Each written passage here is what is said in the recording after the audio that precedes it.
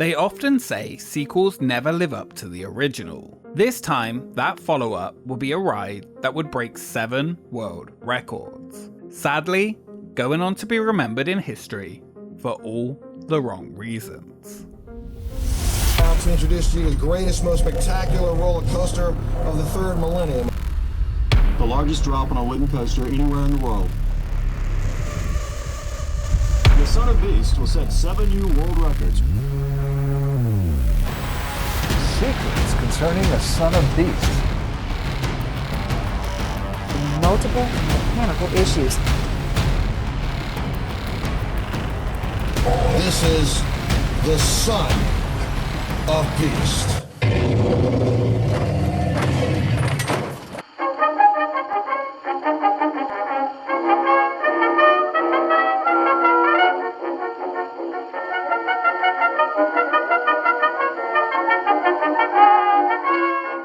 When Kings Island opened in 1972, it was an instant success.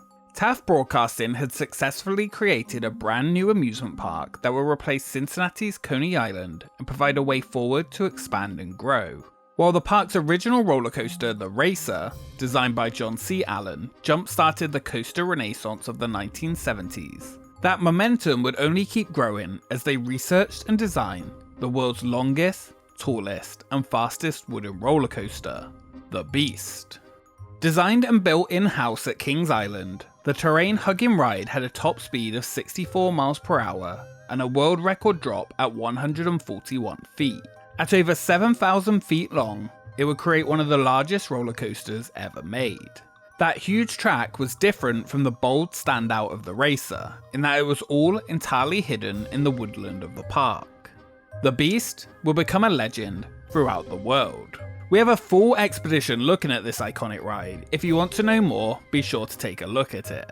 While the 1970s ended with a huge hit of a ride, the 1980s would not be so kind on the Cincinnati theme park.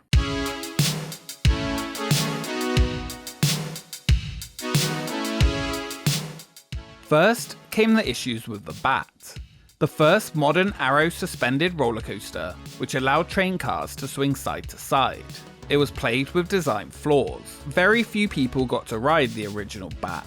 Those who did loved it and rave about the experience. The park tried to fix what was broken, but it sadly only operated for 3 seasons. Kings Island went through multiple changes of owners during this decade. Taft Broadcasting sold their theme park division to the Kings Island Entertainment Company in 1984. This sale for $167.5 million included Kings Island, Kings Dominion, and Carowinds.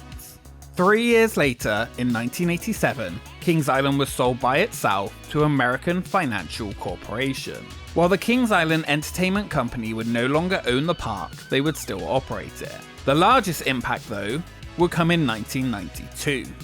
Well, believe it or not, Kings Island opens tomorrow, and wait till you see the changes they've made. Since last year, Kings Island's been bought by Paramount Pictures, and now you'll see more attractions featuring Paramount movie and cartoon characters like Star Trek actors and the Flintstones. New York-based Paramount, who had never operated a theme park, but was interested after seeing the success of other studio-based theme parks such as MGM Studios and Universal Studios, which proved that theming wasn't key, and tie-ins could easily promote Hollywood movies. Looked at as marketing machines for their films and merchandise, it was another avenue of revenue. In a deal worth over $400 million, Paramount Communications Inc. would instantly become the United States' 4th largest amusement park operator, created a brand new subsidiary called Paramount Parks. Along with the separately owned Kings Island, the deal would also include Great America in Santa Clara, Carowinds, and Kings Dominion, along with a 20% ownership stake and operational contract in Canada's Wonderland. MCA, Paramount, Disney, and Time Warner would now control 13 of the 20 most popular amusement parks in the United States and Canada, with the newly acquired Paramount Parks receiving a combined annual attendance of 11 million guests. In 1993, exactly 21 years after the hit park had opened, it would now be known as Paramount's Kings Island. themed IP additions came thick and fast. While already planned before the park's purchase, a new aerodynamic suspended coaster was added. This time, one that actually worked. The station will resemble a flight deck, and it would be themed around the Top Gun movie when it opened in 1993. The following year, the park would get what would later be known as the Action Theatre. It would be a motion simulator themed to another Tom Cruise film, 1990's Days of Thunder. It's kind of a shame they didn't continue with the Tom Cruise themes. Who wouldn't love to have been on a roller coaster based around being shaken up, called Cocktail? Around 2 hours drive from Kings Island, a new theme park had opened in 1987, Kentucky Kingdom. A decade later, it was purchased for $64 million by Paramount Parks, who also would buy Six Flags in 1998 for $1.9 billion, making them the second largest theme park operator in the country. A huge Gotham City area of the park was to be built using rethemed rides and brand new coasters. To counter this, Kings Island decided it needed to get serious with the park. This time, bigger, bolder, and more in your face. To best Kentucky Kingdom, a $40 million 2-year expansion of a brand new land was planned. This bright in-your-face area was to be named the Paramount Action Zone, a new 7-acre themed area that was intended to capture the feel of an active Hollywood movie studio backlot.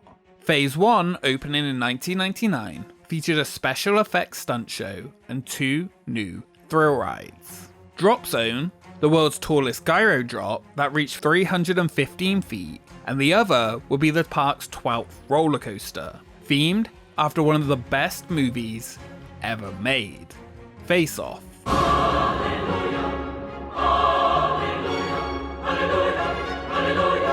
The Midwest only inverted face-to-face roller coaster. The park stated this new land would not only allow guests to see real stunts, but place them right inside the action. Very original. Hallelujah!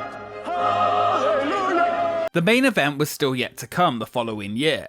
During the Face-Off media preview, attendees saw large walls around a new construction site, with what was inside only viewable when riding the coaster or from the top of the Eiffel Tower. Shortly after, footers began to appear, confirming the park was building a new wooden roller coaster. Something bigger, fiercer, and scarier than anything that had come before. While some classics never get a follow-up, Face Off, it would be the park's monster of a ride that would. A sequel to The Beast. In 1999, a huge wooden crate appeared inside the new land. Inside, guests could hear roars and it would shake. Something was waiting patiently to be unleashed, and 20 years after the grand opening of The Beast, Paramount's Kings Island would unleash it. On May 11th, 1999, the invited audience would gather early in the morning at the bottom of the Beast's first drop and would patiently wait outside the box as Montel Williams would be on hand as the director of thrills. During Montel's introduction and speech, the large box would begin roaring. Paramount's Kings Island is going to unleash on the world something that we can call the sequel to The Beast. This is the son of Beast.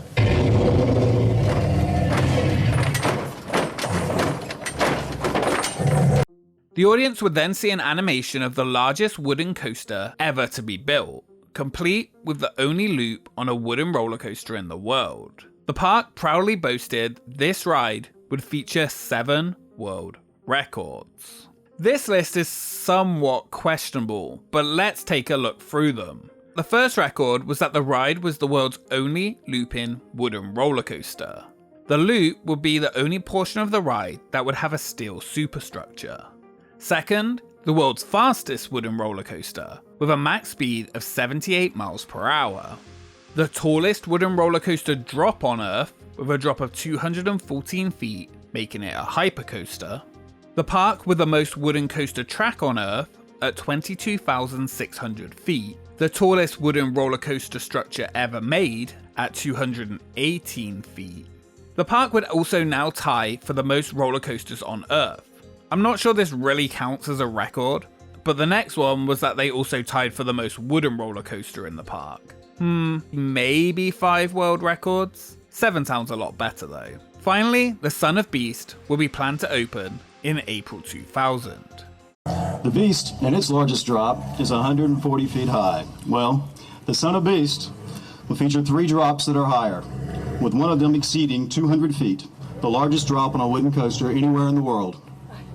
While reaching record speeds of nearly 80 miles per hour, you'll encounter 2 helices, both left and right, and pull over 4.5 Gs. The ambition of the ride was huge. The anticipation for roller coaster fans to ride it, even bigger. Kings Island's newest ride will be a complement to the Beast. Something similar, but different. Designed by Werner Stengel, who had had his hand in over 500 of the world's roller coasters, the 7,032 feet of track was envisioned as the project of the millennium, making Kings Island the wooden roller coaster capital of the world. Vice President of Maintenance and Construction, David Folk, said that this would be one sequel that would surpass the reputation of the original. The ride's construction had begun in April 1999 by the Rollercoaster Corporation of Ohio, a subsidiary of the Rollercoaster Corporation of America, on the 12-acre site, and would continue throughout the year. Costing $20.5 million, it would fulfill Paramount's vision to spend more on the park than it had originally cost to open in 1972, as well as being the largest investment in the park's history. RCCA had thought about the idea of building the world's first wooden hypercoaster in 1997, and approached Kings Island to see if they would be interested in building it. RCCA had built the wooden roller coaster Rattler at Six Flags Fiesta, Texas, which was another troubled story, and the world's previous highest wooden roller coaster. Common sense. Listen to what our operators are saying. Obey all posted signs and warnings. Kings Island spokesperson Jeffrey Siebert says his staff makes every effort to warn parkgoers of potential dangers on some rides through clearly marked signs at every ride and in every map parkgoers get when they walk through the gates. What he cannot guarantee, however, is that patrons will heed those warnings. When asked if the ride was being built to counter competition from Six Flags Kentucky Kingdom, Tim Fisher, the park's executive vice president, stated that it was the direct response of surveys 2 years earlier indicating people wanted a faster, higher coaster than the Beast. Less of a response to the competition and more of a response to the consumers. He hoped one day they may top it again with a 300-foot wooden coaster. The Son of Beast would use 2.5 million board feet of wood, which is close to 473 miles. Enough to lay end to end from Cincinnati to New York City. For the support structure, each southern pine was harvested from a planted forest near Atlanta. Each tree had barely matured, averaging around 2 pieces of lumber per tree. The track piles would use Douglas fir. The ride was built on 2,414 footers, each sunk 11 foot deep into the hilly terrain. The ride would have 3 trains built by Premier Rides. Right from the start, problems plagued the huge ride, and it would soon become the problem child. The station was themed as Outpost 5, a high-security outpost which had captured the Son of Beast. Your job will be to board a perimeter surveillance vehicle to try and find the Beast and make sure it was contained. Outpost 5 actually goes back further than Son of Beast, however. A recording used to play in the Adventure Express queue that said, "Attention all board-in passengers. The Express will soon be boarding for the Trans-Mountain Run to Outpost 5. It is also linked to the ride's vague story, first appearing in a floral display when the ride opened in 1991. Son of Beast begins with a banked 51-foot drop straight away before the first lift hill. From the top, 218 feet in the air, the ride is non-stop action, just like Face Off.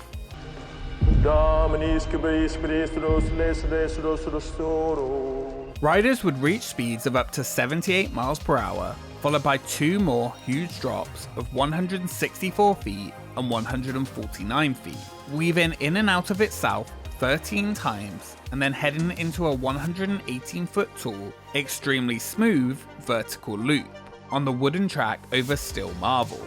Finally, a helix and a series of short hills. This huge ride really was the blockbuster movie version of the original Beast, and there was nothing subtle about it. While the park was hoping to open the ride in April 2000, the special preview of Son of Beast was delayed due to the ride's electrical system being damaged by lightning, and further tests were needed. It opened on April 28, 2000. The reviews from the media and first riders were positive. Riders exited commenting that it was as good as any other roller coaster in the world.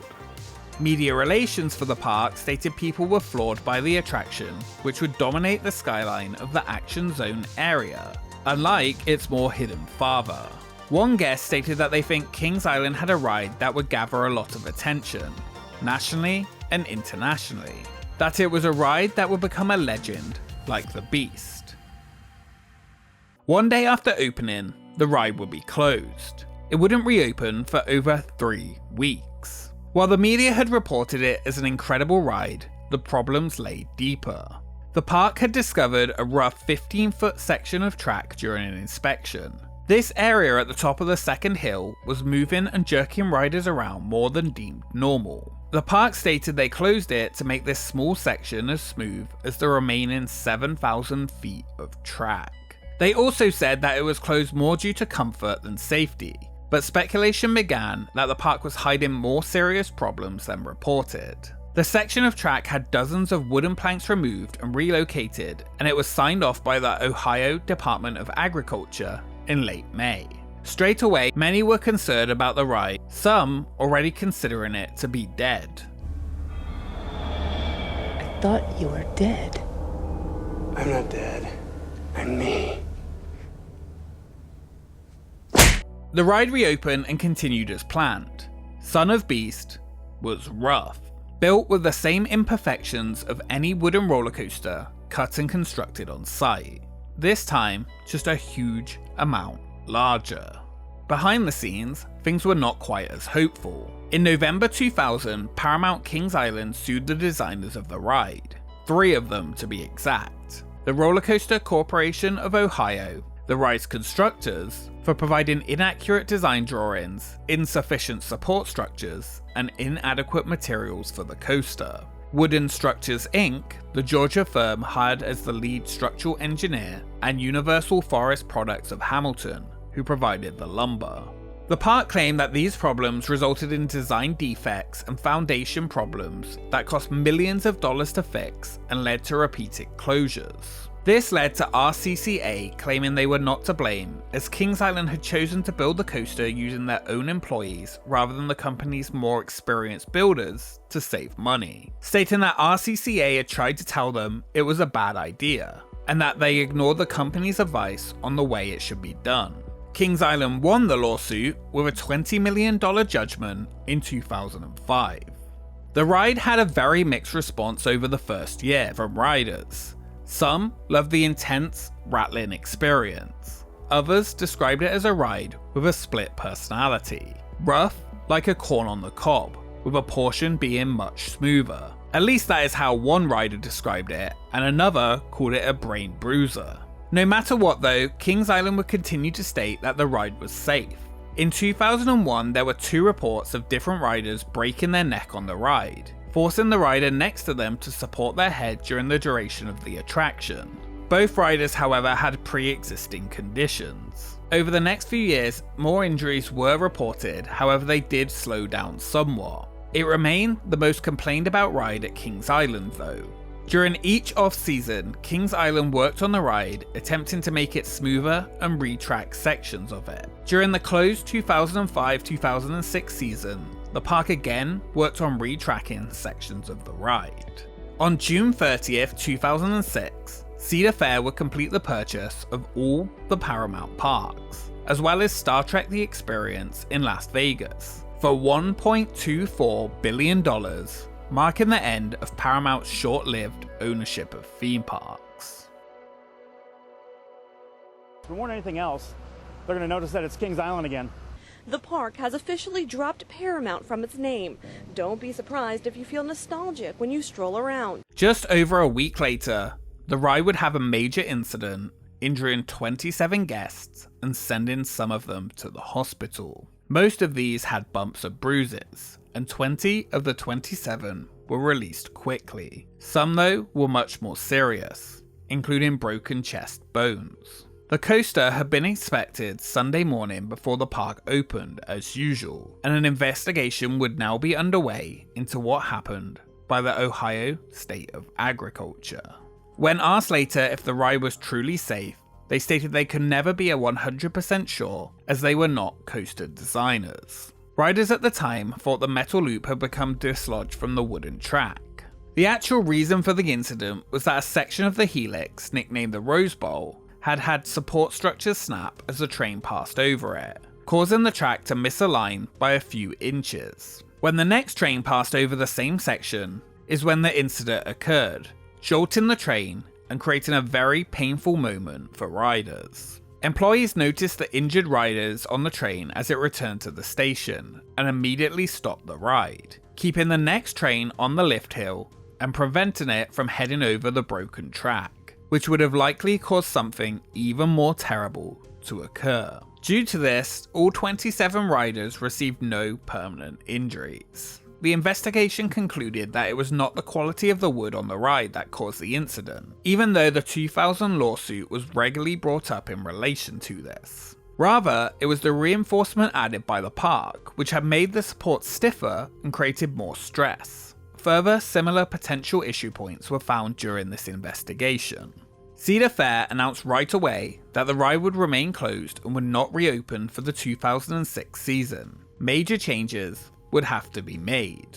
By August 2006, the cracked beam and area was repaired and water dummies were sent around the track for testing. After the end of the 2006 season, in December, Kings Island announced that the wooden coaster would be losing one of its most iconic elements for the 2007 season, the vertical loop. You could say that the park was going to take the face of the ride off. The 118-foot vertical loop, the only on a wooden coaster in the world, was being removed after the Department of Agriculture ordered the park to make structural changes to fix the problems. Kings Island would not be fined or cited for the breaking of the supports incidents, though injury claims were of course filed. They were ordered to add metal plates and rings to the supports. However, the removal of the loop was not in the orders. The park stated they chose to do it to go above and beyond what was required, to make the ride 100% safe. The report stated 50 areas that could be weak spots on the structure. It also noted the original design contained a variety of problems, but most had been identified and fixed over the years. By removing the loop, it allowed the ride to feature lighter trains, reducing the forces on the structure, and hopefully leading to a more comfortable ride experience. Cedar Fair had justified the ride popular enough to spend millions of dollars on this modification. The park would be in luck and find 2 trains they needed from the closed Myrtle Beach Pavilion. These new lighter trains had been built by Gerstlauer and operated on the park's wooden roller coaster, Hurricane. Work would continue on the ride well into the 2007 season. A year after it had closed, the now loopless Son of Beast would roar once again, just a little less fierce. The iconic loop was sent to a steel recycling plant. Sadly, the loop was the smoothest part of the attraction, and even with the lighter trains, what remained was rough. While it would no longer be the only looping roller coaster in the world, it would still hold the record for being the tallest and fastest. That $20 million court judgment the court once won from RCCA was still being chased years later in 2008. RCCA had gone bankrupt in 2005, the same year the settlement was awarded, ending a controversial run creating wooden roller coasters. Their insurance company would win an appeal to not have to pay for the lawsuit, since RCCA's standard commercial liability insurance policy excluded the type of problems Kings Island had encountered. As far as reported, the park never did get that money. As for the ride itself, it would continue to operate, but its troubles wouldn't end here. Up until this point, records show that state inspectors have been called 6 times in the 9 seasons that the ride had been opened, more than any other in the state of Ohio. The ride was once again closed in late June 2009 due to an injury report. This time, a rider claimed she had suffered a head injury after riding the coaster and reported it to the park 2 weeks later. Kings Island had no reports of anyone seeking medical attention after riding, but to be safe, they once again asked for a thorough maintenance review. This 6-week review concluded that there were no issues. Kings Island, however, stated that it was unclear when the ride would reopen. Son of Beast would never reopen again. The negative press, Inccident, design flaws, and the questionable safety of the ride would seal its fate, just 9 years after it had debuted. The ride remained standing but not operating at the corner of the park. While the original Beast continued to roar, its son would sit silent and would continue to well into the next season. Rumours would run wild about what would happen, or what had happened with the ride. Questions of its safety, the park's negligence to fix the ride even when they knew it had issues, and its injuries throughout its whole history. Secrets concerning the Son of Beast. I mean, you hate to think it might have happened, but did Kings Island hide the truth about the roller coaster's safety? Well, an engineer who inspected the ride says yes. Through its many inspections, it was never called unsafe. References and signs for the ride were removed from the park's maps and entrance. During the start of the 2010 season, the iconic crate entrance was removed and a tree was planted in its place. The loose article bins found their way to Delirium, and part of the queue was removed. The station began being used for the Wolfpack Haunted House as early as 2010, with the ride still standing abandoned next to it. The signs were all there that Son of Beast would never return. Kings Island teases thrill seekers with images on its Facebook page showing a man surveying land and 3 question marks. It leaves many expecting 3 new attractions, and others hope for a renovation of the Son of Beast roller coaster. The park had spent millions on trying to make the ride into the Beast it was always planned to be.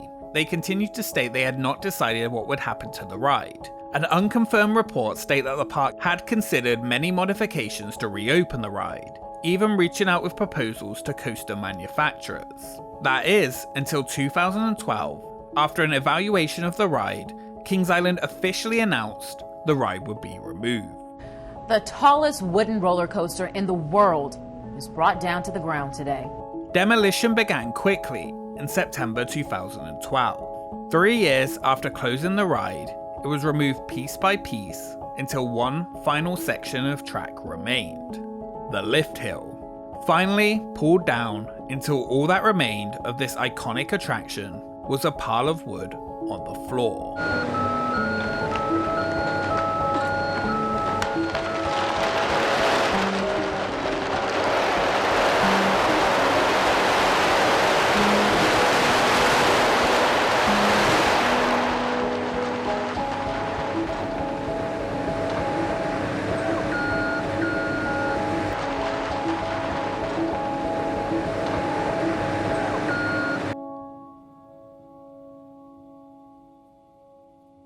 If you take a look behind me, you can see there's a graveyard set up. That's kind of just a teaser as to what they're going to be announcing. And the park is remaining hush-hush about the details of what's to come in place of where the former Son of Beast ride stood. In the several hours I've been here, groups of people have been peeking through the fence where construction has already begun on the new attraction. Rather than pretend the ride didn't happen, Kings Island would use the ride to announce its replacement.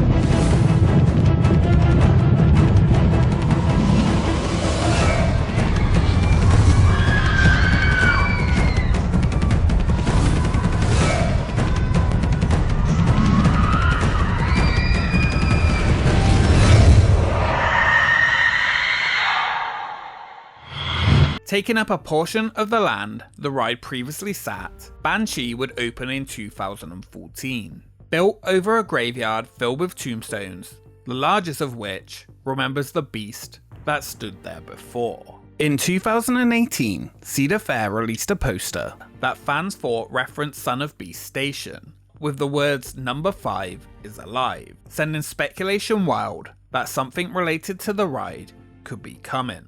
Perhaps the beast did have another son, or even a daughter.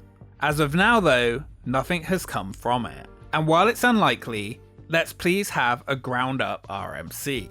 That would make me very happy. Actually, while we're making requests about remakes, then a Face-Off movie remake needs to happen too. We need more Travolta acting like Nick Cage, and Nick Cage acting like Travolta. That's all I'm saying. He may have died at the end, but who says body off can't happen? I can see the Rollercoaster tie-in now.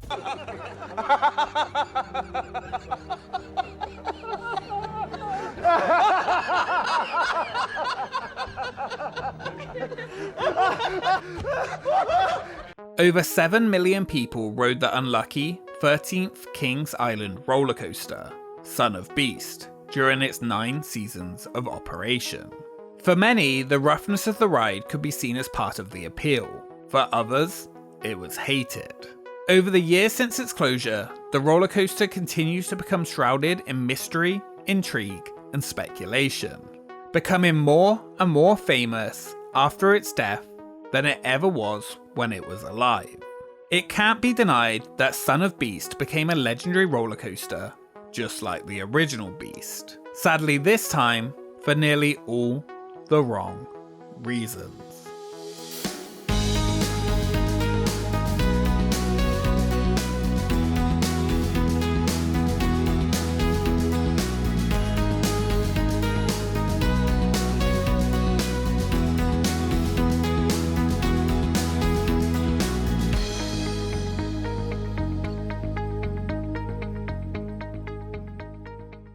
Thank you so much for watching this episode of Expedition Kings Island. Did you ride the Son of Beast when it operated?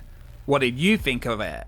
Take a look in the description to get your very own brand new Expedition Kings Island t-shirt. Head to parklore.com for in-depth articles about Son of Beast and many more legendary theme park attractions. You can even use the code EXPEDITION to lower the price of a silver or gold pass to unlock rare concept art, attraction audio, and hundreds of extra articles. Follow us on Twitter and Instagram for updates and teasers on the next expeditions, and a special thank you to our Patreons for supporting the channel.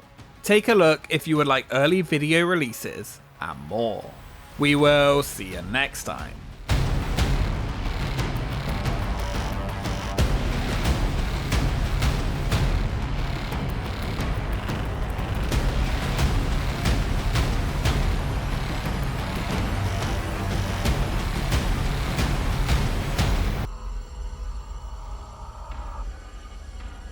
I will become him.